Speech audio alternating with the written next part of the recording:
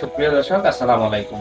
বর্তমানে চলতেছে আসলে ফেটেনিং এর সিজন। তো বর্তমানে আমরা কুরবানি ঈদ কিংবা গ্রামে বরকা ঈদ নামে পরিচিত যে ঈদ সামনে রেখে কিন্তু সবাই গরু ফেটেনিং কিংবা মোটা তাজা আসলে করে থাকে আসলে ঈদের চাহিদা মেটানোর জন্য। এক্ষেত্রে আপনারা দুটি পদ্ধতি অবলম্বন করতে পারেন। একটি হচ্ছে সঠিক পদ্ধতি, আরেকটি হচ্ছে আসলে যেটা আসলে বেঠিক কিংবা বেআইনি পদ্ধতি।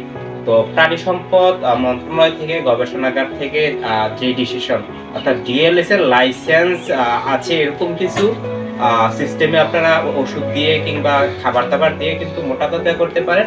আরেকটি আছে যেটা বেআইনি কিংবা আসলে দণ্ডনীয় অপরাধ হিসাবে গণ্য হয়, সেটি হচ্ছে যেমন কিছু ইন্ডিয়ান ট্যাবলেট আগে আসলে ছিল, বর্তমানে যদিও নাই, তারপরও বেশি কিছু কিছু এলাকায় কিছু অসাধু খামারি কিংবা অসাধু ব্যবসায়ী এগুলো আসলে করে থাকে, যেগুলো ইন্ডিয়ান ট্যাবলেট নামে পরিচিত। কিছু ছোট ছোট ট্যাবলেট যেগুলা আগে আসলে বেশি পরিমাণে ব্যবহার করা হতো, বর্তমানে আসলে প্রাণী সম্পদ তৎপরতার কারণে আসলে যদিও করা হয় না, তারপর আপনারা এই বিষয়টা আসলে মাথায় রাখা দরকার।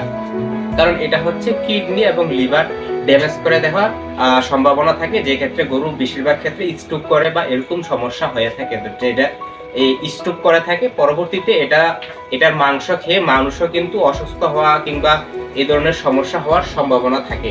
আরেকটি হচ্ছে স্টেরয়েড। স্টেরয়েড হচ্ছে মূলত যেটা আসলে লাইফ সেভ ডার্ট, অর্থাৎ যেটা আসলে প্রাণ বাঁচানোর ক্ষেত্রে ইউজ করা হয়। এই ওষুধটা আমরা হিউজ পরিমাণ ব্যবহার করে কিংবা কন্টিনিউস করে কিন্তু ওষুধটা দিয়ে অনেক খামারি কিংবা অসাধু খামারি ব্যবসায়ী আছেন যে যারা মোটা তাজা করতেছে। তো এই ক্ষেত্রে কিন্তু আসলে দুইটি কিংবা অবস্থার কথা বললাম, যদি এইভাবে আপনারা মোটা তাজা করতে চান তাহলে এই ক্ষেত্রে কিন্তু আসলে গরুরও সমস্যা হবে, পাশাপাশি আমাদের পশুর সবারই সমস্যা হবে।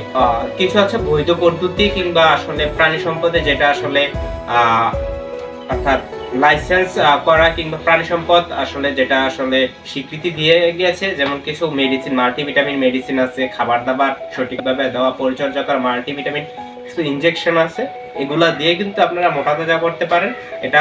এটা হতে অবশ্যই আপনারা কোনো ডাক্তারের শরণাপন্ন কিংবা পশু চিকিৎসকের শরণাপন্ন হয়ে আসলে এই কাজগুলা করতে পারেন।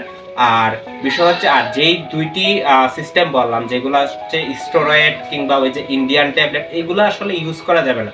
কিন্তু বর্তমানে আরেকটি দুঃখজনক হলেও সত্য যে অনেকে গরুকে আসলে ব্রয়লার ফিড কিংবা মুরগির যে ফিডগুলো এগুলো খাওয়ান, এগুলোতে কিন্তু আসলে অনেক ক্ষেত্রে আসলে স্ট্রোক করার সম্ভাবনা থাকে। যদি আপনারা খাওয়াইতে চান এক্ষেত্রে কিন্তু স্ট্রোক করার সম্ভাবনা থাকে, কারণ প্রাণী সম্পদ বিভিন্ন বিশ্লেষক কিংবা গবেষকরা কিন্তু এই বিষয়ে আসলে নিষেধ করে থাকে। এটা আসলে যদি আপনাদের ইচ্ছা আপনারা দিলে কিন্তু স্ট্রোকের সম্ভাবনা থাকে। আর বাকি যে দুইটা বললাম যে অর্থাৎ স্টেরয়েড ইউজ করা কিংবা ইন্ডিয়ান ট্যাবলেট ইউজ করা, এটা আসলে করবেন না। জীবনযাত্রা আমাদের মানব দেহের জন্য যেরকম ক্ষতিকর তেমনি গরুর জন্য কিংবা পশুর জন্য ক্ষতিকর। তো সকলে ভালো থাকবেন, সুস্থ থাকবেন।